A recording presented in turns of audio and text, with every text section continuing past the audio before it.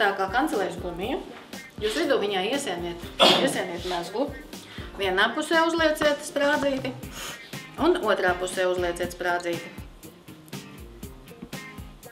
Un jūs iegūstat šādu te elementu. Matu sprādzīti ar gumijām.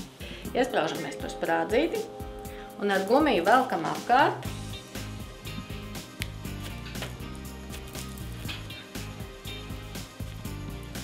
Un tieši tāpatās atkal nofiksējam to sprādzīti.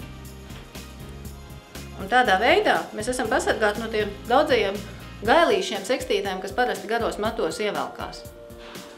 Šajā gadījumā tīkliņš mums palīdzēs izveidot vakara frizūru 5 minūtēs. Burtiski neticiet, variet uzņemt laiku. Mums parastākais tīkliņš arī nopērkams frizieru veikalos visos, vai drogās neesmu ievērojusi. Nu, lūk, es to asti bišķi iekasīju, lai mums būtu masa, ko veidot tā kā māls.